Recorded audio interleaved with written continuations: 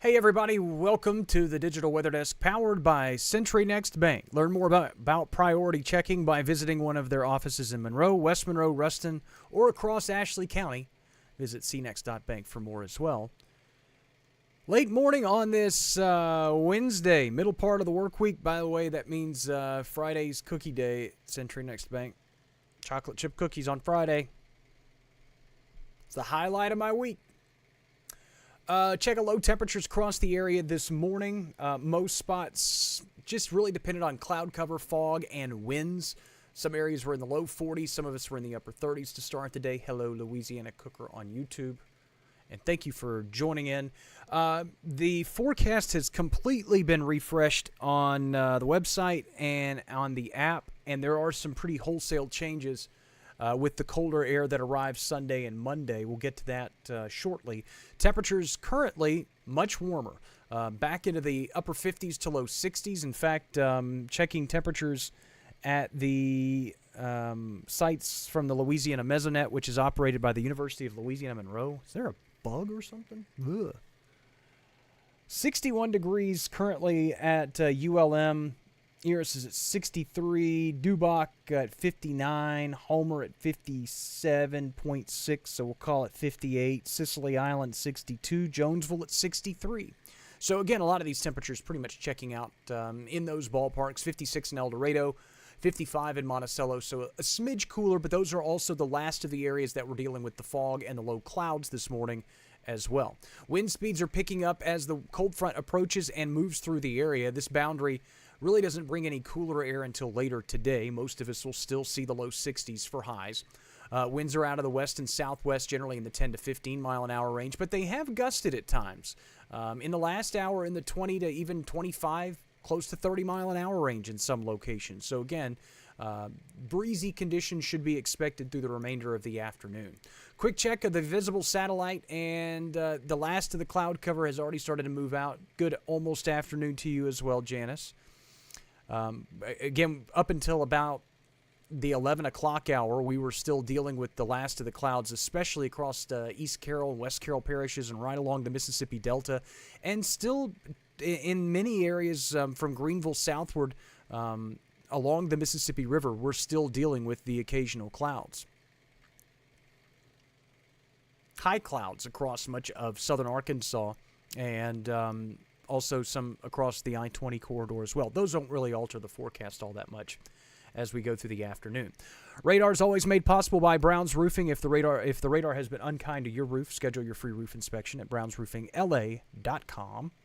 Nothing doing in our area, but the snow machine is cranking across the Great Lakes. The storm pattern, we were talking about it over the last couple of days, is very favorable, bringing these kind of clipper systems through the Great Lakes region, and that has really cranked up the snowfall for a lot of areas, bringing showers farther southward. A check of snow totals across the Great Lakes. Why? Just because we can. And a look at those through the Great Lakes region from portions of Pennsylvania through Lake Erie, the Lake Erie coastline, if you will, shoreline, whatever you want to call it. Shows how much I would deal with the Great Lakes. Into upstate New York, the snow bands have really started to kind of pick up.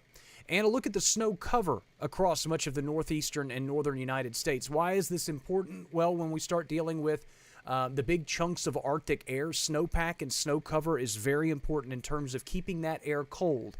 If you don't have a lot of snowpack, then the cold air, as it moves into the lower latitudes, it's just going to warm up. That's just the natural occurrences of our planet and how it works. Hello, Steve and Claudia.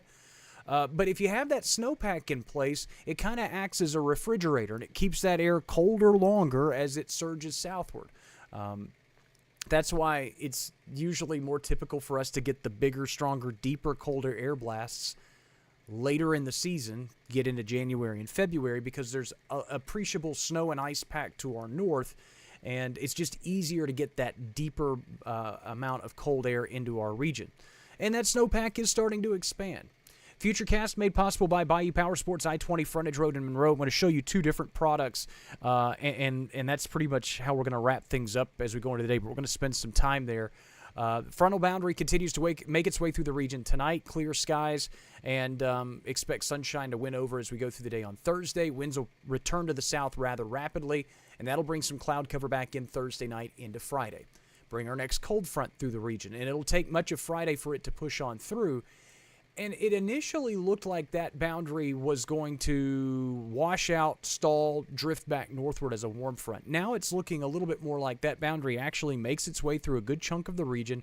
It sets us up as a reinforcing shot of cooler air moves in on Saturday, especially Saturday night, for some scattered shower potential along the boundary. And then as that colder air really surges in, northerly winds build in, and temperatures pretty much stay steady in the 40s through much of the day Sunday. We drop well below freezing on Monday morning, and we stay chilly for Monday afternoon as well. So here's a look at temperatures. And before I get overly specific on this, again, I want to stress that this is a raw model output. This is not where the forecast goes. I'm showing you this, and then I'll show you the 7-day, and it gives you the actual forecast temperatures for our area. But I wanted to show this because, again, I think while the numbers are not necessarily right, the overall pattern in terms of the wind directions and the timing of the cold air, I think all of that is generally pretty close. So we'll drop into the mid-30s tonight. Some areas could see the freezing mark. In fact, I'm almost expecting some areas to see the freezing mark. And as the winds crank up out of the south and southwest tomorrow, I put the clipboard close by because I had some notes and I knew that I was going to probably need them. That's the other benefit of being able to do this work from home in front of a desk, is if I need notes, it's just there. I'm not standing in the abyss. Anyway, winds are out of the south and southwest as we go through the day tomorrow. I don't know if we'll see 60s. Most of us will probably land in the upper end of the 50s. Friday morning, a little bit milder. It's probably still an overnight low near the 40-degree mark. We're warmer for Friday as that front advances through the area. I don't know if we'll see 70s, but I do think we'll see mid to upper 60s for much of the region. Then the northerly winds build in behind the boundary. We're briefly and somewhat cooler for Saturday. It's nothing dramatic. I think daytime highs generally land pretty close to what we're seeing here, upper 50s to low 60s. And then that much colder air mass really kind of nudges into the region late Saturday and into Sunday. A few showers early, and then the rain's gone as the colder, drier air becomes more entrenched.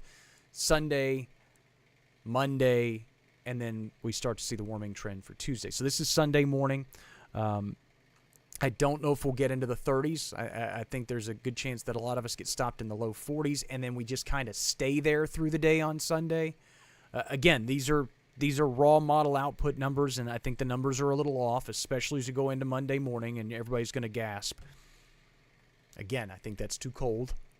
It's not out of the realm of possibilities, but I do think it's too cold. As the colder air continues to become entrenched, it has upper teens, low 20s. I think low to mid 20s are attainable. And again, you'll see that in the 7-day forecast in just a minute. Stay chilly for Monday, but the winds start to return to the south, and that leads to the warming trend that will likely commence through the middle part of the week, and we'll probably work some rain chances in after that. Low to mid-60s for highs today. Again, cold front passes through the region. Hello, Judy. Thank you so much for joining in. Rain chances pretty close to zero. Winds out of the southwest. Most of us will see mostly sunny skies for the remainder of the day, but there are some clouds out there. Lows tonight, low to mid-30s. Mid-30s for most of us. You're very welcome, Deborah. Thanks for joining in. Winds will be out of the south-southeast and fairly light, but a pretty chilly night nonetheless. And again, don't be surprised if you revisit the freezing mark. 7-day forecast is made possible by 3B Hardware, and as you go through the next 7 days, again, quite the seesaw.